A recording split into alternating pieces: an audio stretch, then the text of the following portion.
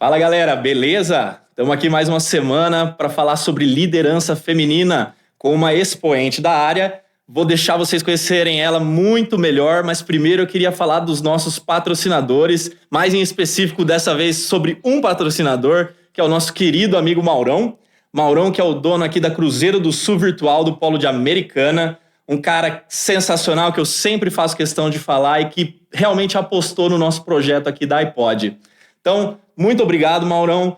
Se alguém tiver aí querendo fazer uma faculdade de qualidade, uma faculdade que realmente agregue valor para o seu currículo, para o mercado de trabalho, pode procurar a Cruzeiro do Sul Virtual, que eles vão com certeza encontrar o melhor curso para você, tá bom? Muito obrigado. E agora vou conversar aqui com a minha querida Ana Gabriela Marim. Muito obrigado pela sua presença. Obrigada pelo convite, fico feliz de estar aqui.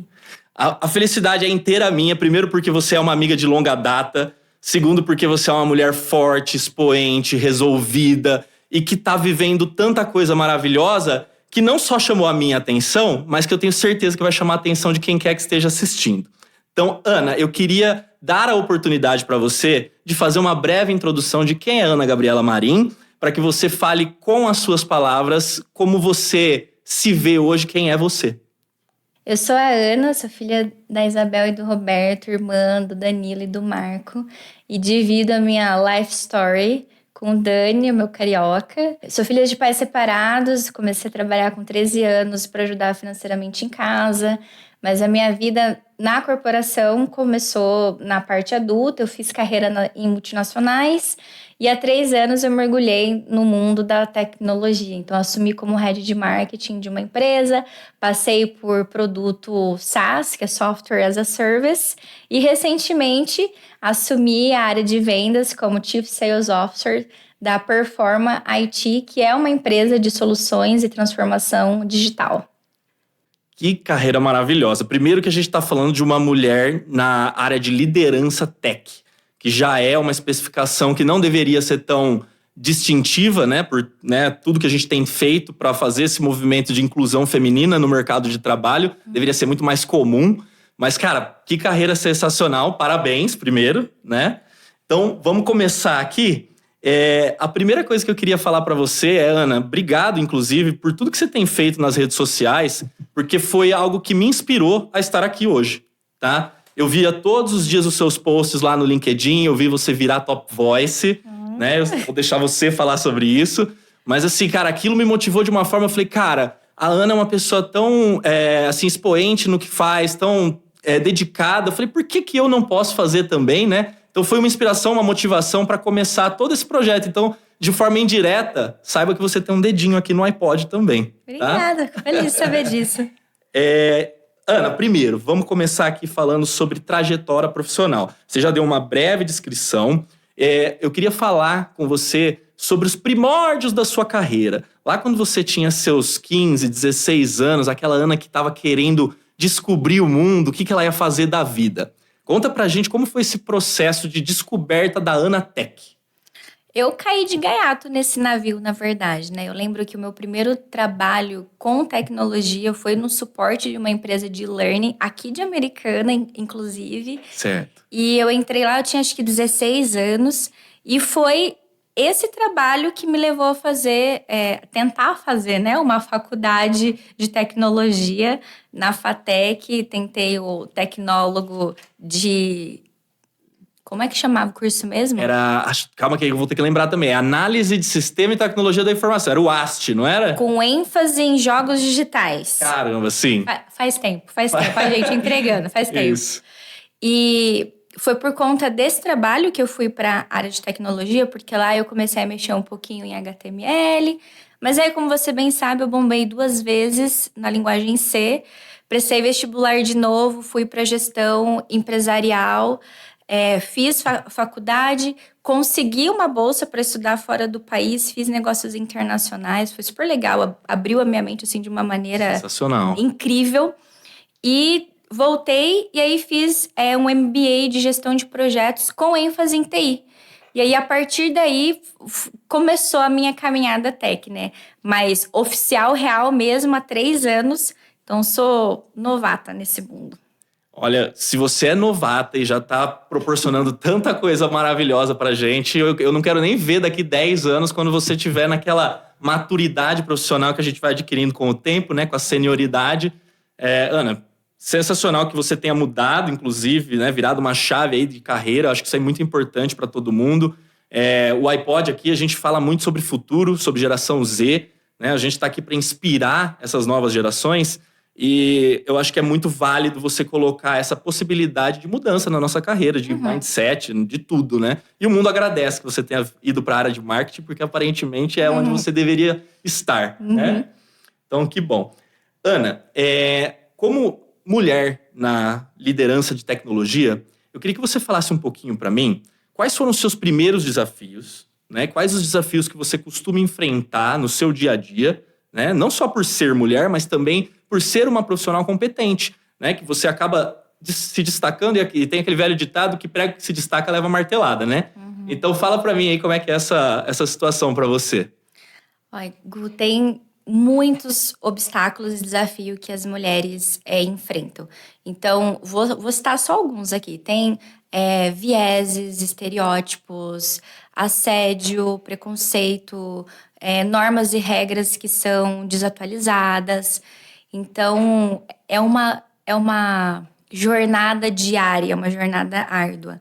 Acho que um dos que eu tenho enfrentado nesse mundo da tecnologia e também pensando na indústria foi o viés de se provar constantemente. Eu já ouvi da minha liderança: abaixa a cabeça, coloca o fone e trabalha, quando eu questionei alguma coisa.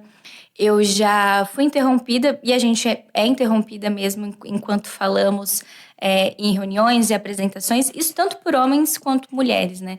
Tem um caso que você deve conhecer, e o público também, que foi de um debate político nos Estados Unidos, onde uma candidata foi interrompida mais de 50 vezes por outro candidato. Então, assim, infelizmente, isso é comum. Chega a ser nonsense, né? Porque se você faz uma avaliação estatística e você encontra números tão surpreendentes assim, é porque algo realmente está errado. Então, assim, não é mimimi. Eu acho que é importante a gente deixar claro, porque muita gente, né, talvez por falta de empatia, por falta de acesso à informação, acaba dizendo que, porque a mulher acaba reclamando, às vezes, de coisas que o homem também sofre. Mas a questão é a frequência e a demasia que ocorre, né? Então, tem que ter essa ponderação para a gente entender que, ok, algumas coisas também acontecem com os homens, mas não na frequência que a mulher tem que passar por isso. Então, isso acaba sendo algo muito pesado no dia a dia, que quando você coloca na perspectiva macro, isso acaba sendo algo que afeta muito psicologicamente, não somente vocês, mulheres, mas também todos que estão sendo motivados a mudar um pouco essa realidade, né? Bom, eu trabalho numa empresa maravilhosa que você também trabalhou, né? Não vem ao caso, não posso comentar muito sobre isso, mas assim, é uma empresa que destaca muito o papel da mulher. E eu queria falar com você sobre um pouco dessa sororidade que existe, não só no meio empresarial, mas que deveria existir também no meio pessoal, no meio acadêmico, né? Sororidade, para quem não sabe, na verdade, eu vou deixar que você explique, que você está no lugar de fala apropriado, por favor. Tá bom. Para mim, sororidade é a prática da empatia, do acolhimento, de você ser impulsionada por outras mulheres. Então, é eu ver a outra mulher como a minha parceira, a minha amiga, então a gente vai crescer junto, e não como a minha adversária. Perfeito. Né? Então, é uma puxar a outra. E falando dessa empresa, eu tenho um caso legal para compartilhar, que uma amiga minha recentemente foi contratada. E eu lembro que eu ajudei ela no processo seletivo. Eu falei, olha, abriu essa vaga em compra, se candidata. E ela, mas eu não atendo todos os requisitos. E existe uma pesquisa do LinkedIn que fala que as mulheres tendem a se candidatar se elas atenderem 10 de 10 dos requisitos. E os homens já não. Eles normalmente se candidatam 4 de 10, 5 de 10. E eu falei, vai que você vai mandar bem. Ela foi contratada e na hora de negociar salário também pude contribuir. Então isso é sororidade. Legal. Você vê oportunidades e puxar, vem junto. Ana, você falou de uma coisa aí que é a questão do salário, né? A equidade de salário é algo que a gente almeja, mas claramente não é o que a gente vive hoje. Como você lida com essa necessidade de se provar, que você já disse que é necessário, né, para a mulher, para conseguir algo que teoricamente é igual, né? Deveria ser igual. A gente está trabalhando ali como pedreiro, né? Se a mulher trabalha como pedreiro, ela não pode receber o mesmo salário, né? Qual que é a diferença? Você vai falar de força física, você vai falar de intelecto? Nada disso é diferente. Porque, né, dentro do âmbito ser humano, somos seres humanos iguais. Né? Então, acho que é isso que a gente está buscando. A equidade de gênero, ela vai muito para o lado da igualdade de possibilidades e oportunidades, né? Existe um ponto importante para a gente colocar na mesa, que é assim, homens e mulheres, geneticamente, nós somos diferentes. Perfeito. O homem é mais forte do que a mulher. Então, quando você fala cargo de bombeiro, as mulheres podem e devem, né, estar nesse segmento. Sim. Mas ela vai ter que se esforçar muito mais fisicamente para isso. Perfeito. Quando você fala do ponto corporativo, onde você tira essa equação da força física, você tem o quê? O intelecto. Exato. E aí, tem um caso interessante que aconteceu num grupo de WhatsApp.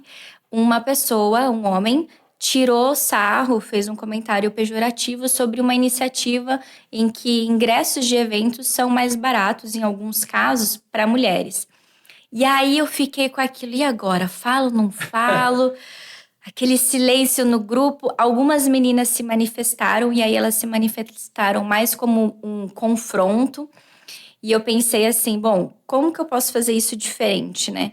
E eu respondi para ele dentro do grupo, falei, olha, fulano, de acordo com o Gender Report, acho que é Global Gender Report, que é o relatório global de gênero de 2023, mostra que para ter equidade no mundo corporativo vai levar 131 anos. Falei, se você quiser falar mais sobre isso, estou super disponível, mas isso mostra que iniciativas assim são necessárias. Então, muitas vezes, aí eu não quero tirar a responsabilidade do comentário, mas a pessoa nem percebe que ela está fazendo isso, né? Porque existe uma reparação histórica para ser feita antes. E assim, Ana, você colocou um ponto aí que é tão importante, a questão de você educar, né? Tem muita gente que acaba sendo ignorante, desculpa, né, se alguém se ofender aí com a questão da ignorância, porque ignorância é simplesmente ausência de saber, né? Então, ser ignorante não é ofensa. Eu fui ignorante a minha vida inteira, ainda me considero ignorante em muita coisa. Mas você ser ignorante com relação aos direitos da mulher é muito algo intrínseco da sociedade patriarcal, né, de algo que é histórico, como você bem disse, que exige que a gente tenha uma reconstrução e uma reparação histórica. Então, não é vergonha nenhuma você, enquanto homem, você receber uma educação de uma mulher a ponto de você compreender a visão de mundo dela. Eu acho que eu vou ter que citar o Guilherme Barra em todos os meus episódios, cara, porque eu já falei dele umas 10 vezes aqui, vou falar de novo. É a questão da empatia, é a questão de você se colocar no lugar do outro, mas como ele bem diz, você ver o mundo sob a referência do outro. Cara, você não é mulher, você não vai ver o mundo que a mulher vê, mas você pode ouvir e você pode aprender, certo? Ana, vamos continuar então aqui com uma questão agora sobre liderança, tá? O que para você é liderança feminina? Não necessariamente feminina, vamos só no conceito geral de liderança. O que é um bom líder para você? Para mim, um bom líder é aquele que consegue desenvolver o melhor do seu colaborador, da sua equipe, que consegue potencializar esses talentos. Claro, com muita empatia, com escuta ativa, com parceria. Na minha liderança, quando eu assumi o desafio, eu li muito Simon Sinek e Brené Brown. Então, eles, para mim, assim, são exemplos lindos de como ser líder. Cara, as referências de livro, depois eu vou colocar tudo no link da apresentação lá, né, da bio, do YouTube, onde quer que eu poste isso daqui, eu coloco os livros, porque você tá falando de obras, assim, que são must, né? Você tem que aprender sobre liderança com quem é líder. Isso é um ponto. Você, enquanto uma líder hoje, eu acredito que você tenha dentro de você o interesse em ser mentora também. Você acabou de dizer um exemplo de uma amiga que você acabou ajudando num processo seletivo. Isso já é mentorizar, né? De certa forma. Você tem algum sonho, alguma coisa que você almeja na sua vida na direção de mentorização? Tem algo que você esteja buscando nessa área? Ou, de repente, em buscar um mentor? Esse ponto é muito importante. Eu acho assim, você aprender com quem já sabe, com quem já fez, com quem errou, torna a jornada mais leve e talvez até encurte alguns caminhos, porque eu tô aprendendo com quem já fez. Isso seja homem ou seja mulher. Perfeito. Então, eu acredito muito no compartilhamento de conhecimento, principalmente com essa geração que tá chegando aí, né? Pra gente inspirar as pessoas e saber, tá tudo bem, eu fiz carreira até os meus 28 anos na área de compras. E aí eu mudei para marketing e agora eu sou vendas. Então, assim, eu posso mudar, eu posso me reinventar e fazer diferente. E é muito importante você ter o networking e pessoas que apoiem isso. Certo. A gente fala muito de gerações aqui, né? Então, a gente fala sobre geração Baby Boomer até a geração Alpha. A geração Alpha, inclusive, é uma coisa tão nova que muita gente ainda nem ouviu falar. Não sei nem se esse nome vai pegar de fato, né? Porque nomenclatura de geração normalmente acaba sendo definida depois que a geração já tem certa maturidade. Uhum. Mas como estão sendo chamados de Alpha, eu vou chamar de Alpha. Nós estamos falando aí de crianças pequenas, né? De pessoas que estão chegando aí no mercado de trabalho em 4 ou 5 anos. Ana, eu vou me sentir à vontade aqui para fazer uma pergunta. Tô sabendo que tem uma novidade muito bacana aí na sua vida, que eu gostaria que, se você puder e quiser compartilhar com a gente, fica à vontade. Eu estou produzindo uma geração que provavelmente vai ser uma depois dessa, né? Exato. Eu descobri recentemente que eu estou grávida de Que bom. 19 semanas, que é 4 meses e 3 semanas, mais ou menos.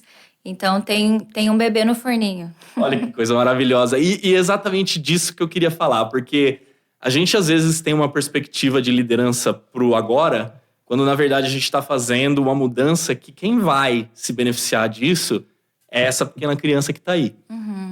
Eu não acho que seja algo que realmente vá mudar o mundo exponencialmente, mas são pequenas mudanças, né? Se você olhar os últimos 20, 30 anos, não só em questão de direitos, a gente conquistou muita coisa no âmbito de qualidade de vida. E, por exemplo, quando a gente fala de mulheres, né, a gente está aqui nesse âmbito, nesse tópico, eu vi recentemente uma matéria sobre a licença menstruação, que é 2 dias para a mulher no mês, que ela pode utilizar como bem quiser, né, para essa necessidade feminina. E, cara, provado por A mais B, estudo, isso, tá? Não tenho hoje a referência do estudo, posso procurar e colocar também como referência, mas provado que a produção não foi afetada. Ou seja, você pode dar direitos e qualidade de vida para as pessoas sem necessariamente ser um idiota. Entendeu? Então, acho que faz todo sentido. Ana, estratégias de liderança, empreendedorismo. Imagino que você lendo e aprendendo com os outros e com você mesmo, que a gente aprende, né, com nós mesmos, você deve ter desenvolvido algumas técnicas aí para você conseguir fazer o que você tem que fazer, né? Então, fala para mim, como é que é a sua mente empreendedora? Como que você vê o desenvolver das suas ações assim? Eu gosto muito de pensar em teste de hipóteses. Então, eu tenho uma hipótese, eu vou testar por um período para eu validar se aquela hipótese é real ou não. Então, eu entendo um problema e o que eu posso fazer para resolver esse problema. E aí é muito legal, quando você está na posição de liderança, de você incentivar o seu time, provocar o seu time a trazer essa solução. Então, eu tenho um problema que é atravessar do ponto A para o ponto B. Certo. Como eu vou atravessar? Talvez eu, enquanto líder, até tenha algumas ideias. Mas se eu mandar e o time obedecer, eu entrei na cadeia de comando e controle. E aí eu não crio um time com pensamento crítico. Então eu falo, temos esse problema, como vamos resolver? E deixar eles desenvolverem essa ideia. E o papel do líder neste aspecto, eu gosto muito de fazer perguntas. Mas por quê? E se a gente for por esse caminho? E se for assim? E eles vão desenvolvendo e você fica surpreso positivamente pelas entregas, assim, que são muito incríveis. Eu tive uma experiência recente muito parecida com o que você acabou de dizer, só que eu não tinha todas essas nomenclaturas e estratégias bem claras.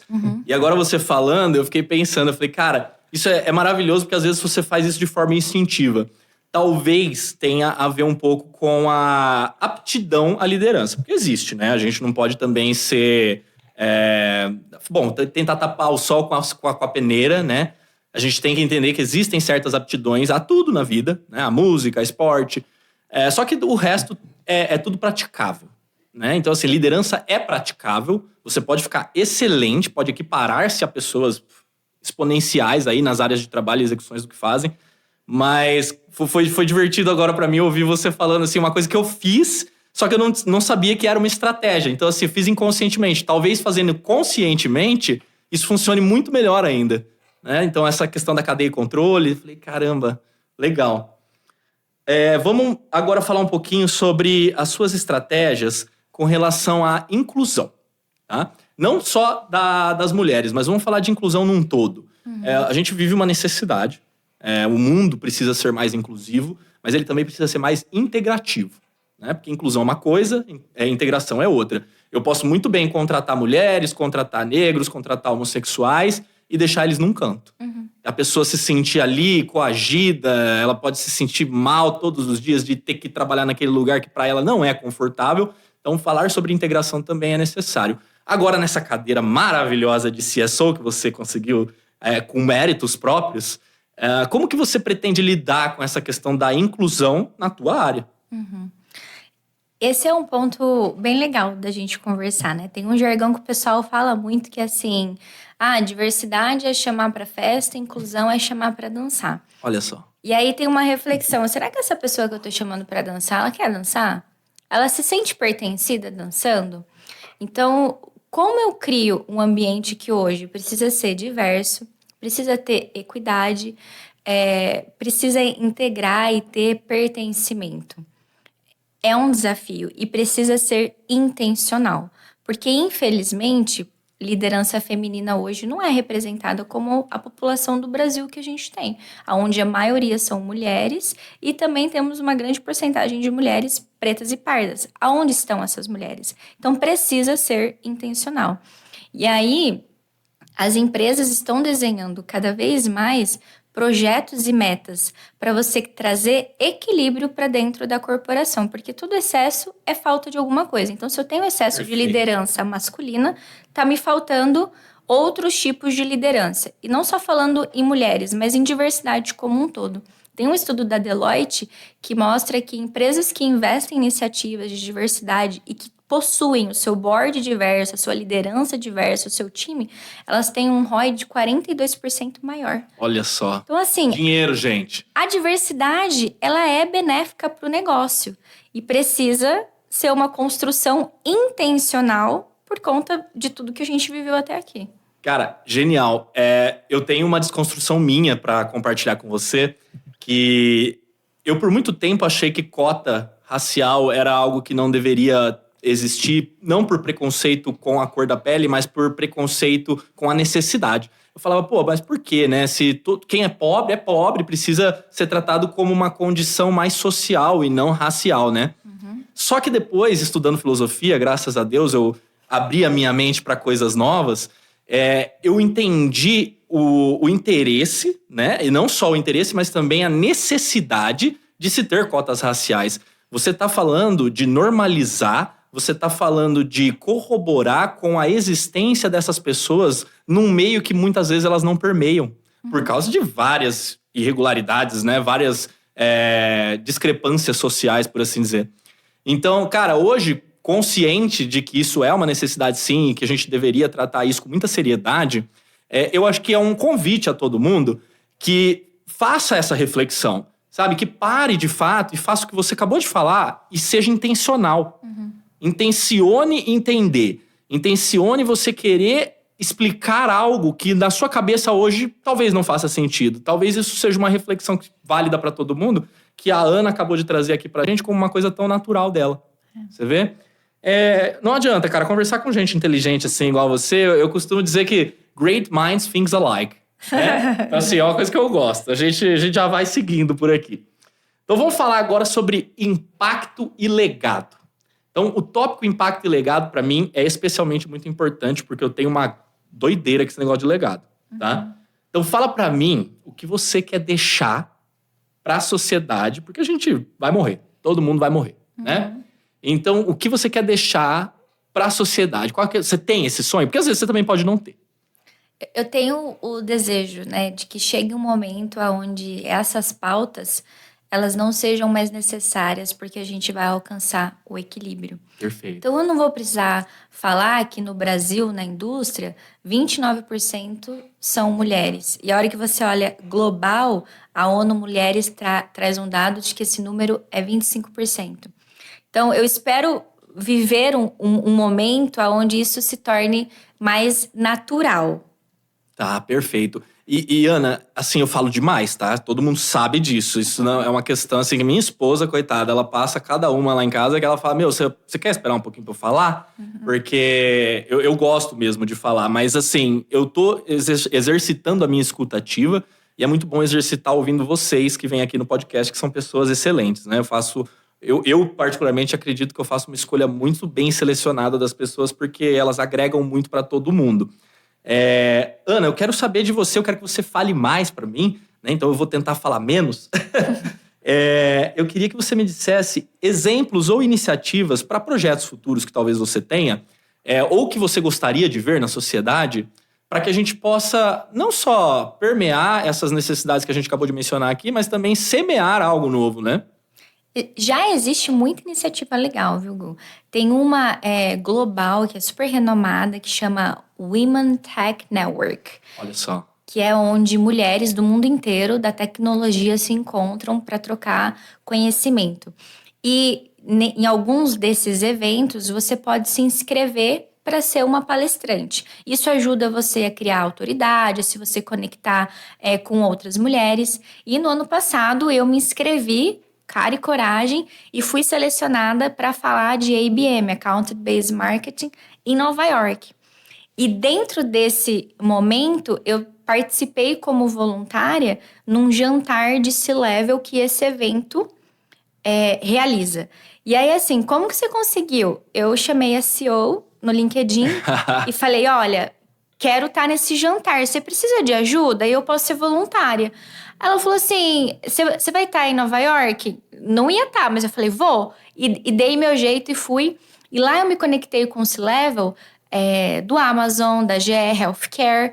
E a gente ouvir, ter essa troca de que se você tá num happy hour, homem costuma beber mais que mulher, né? De modo geral. Sim. A mulher ter a preocupação de falar pro garçom assim, você vai me dar um martini a noite inteira, mas você vai me dar com água.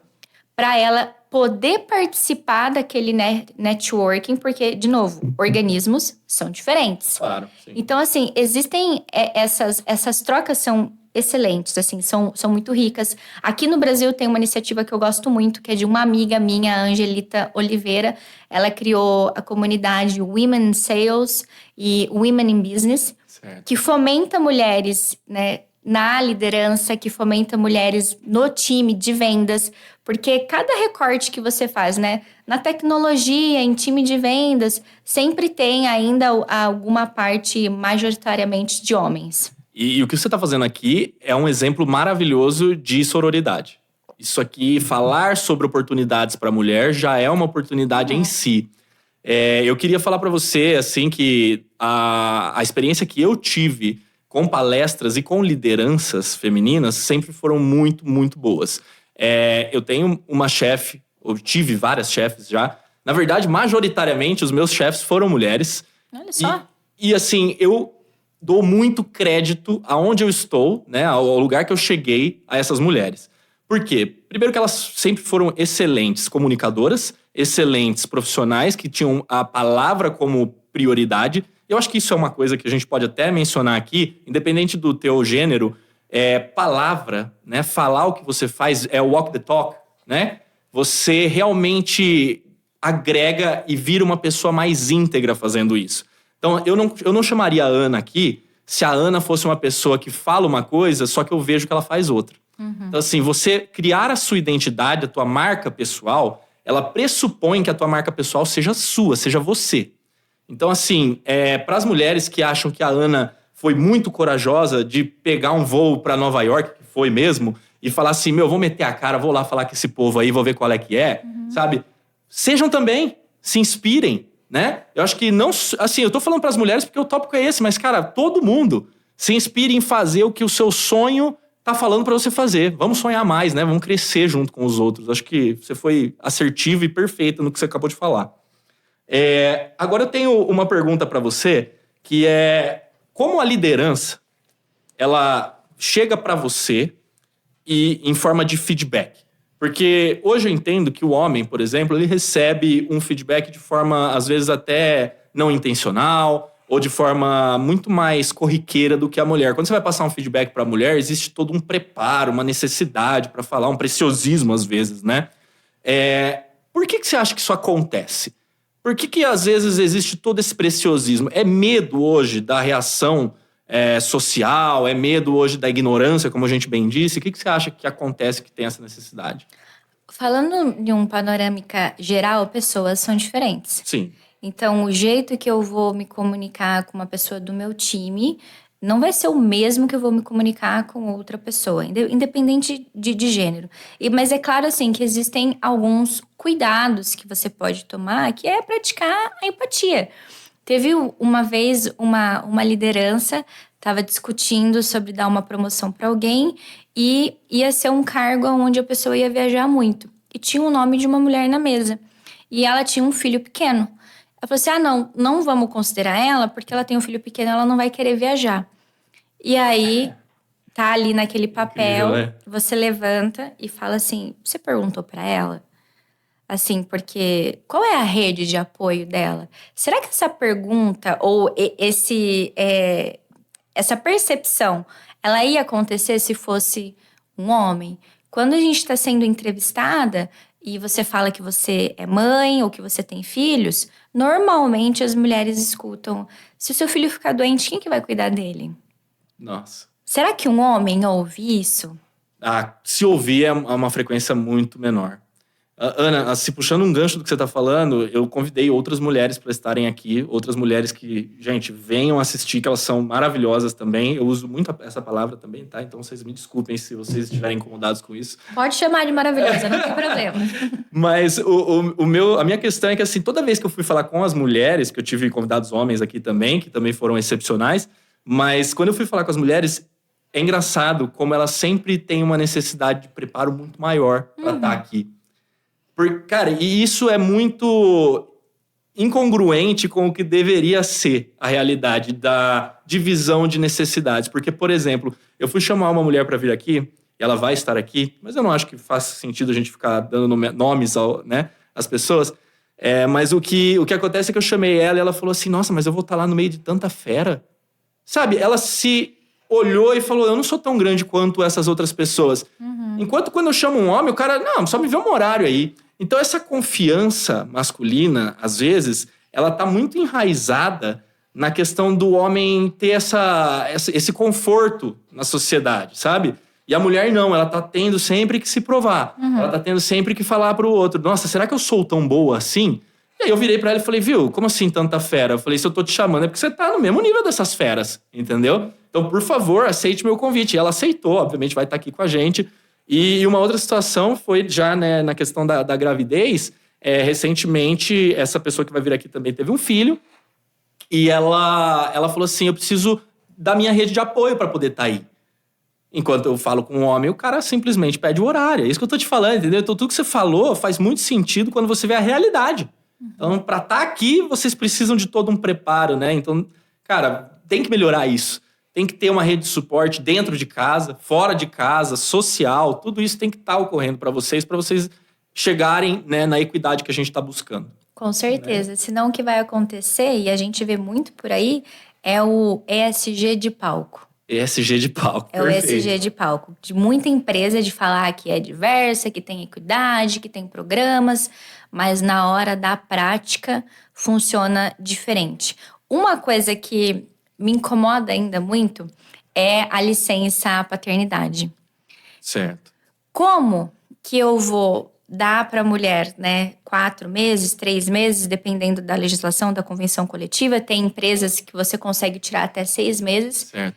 Se para o homem eu dou 5 dias, 20 dias, às vezes um mês, por que não estender a licença da mesma maneira? Certo. Por impacto na carreira ser o mesmo e, além disso, a presença com a criança que está chegando, né? Sim. A gente entende que o papel da mulher quando o filho nasce é um bebê 100% dependente dela ali Com nos certeza, primeiros meses. sim.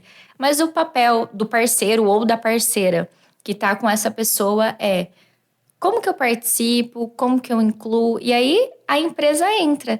Eu tenho poucas empresas hoje que permitem a mesma licença tanto para homens quanto para mulheres, e eu acho isso incrível. Porque aí, de novo, a gente entra naquele ponto de que vai chegar num nível onde a gente não vai precisar mais estar falando disso. Aonde eu contar numa entrevista que eu tô grávida, não vai ser um problema, porque se um homem falar a minha esposa tá grávida, a empresa vai entender que o impacto vai ser o mesmo. Ele tá lá por 6 meses ou não quando o bebê nascer. Eu posso pedir pra você contar a situação que você passou? Pode. Ai, cara, eu fiquei... A hora que você me contou, eu falei, cara, eu quero falar no podcast para as pessoas terem ideia do quão ridículo isso chega a ser. É real. É real o que acontece.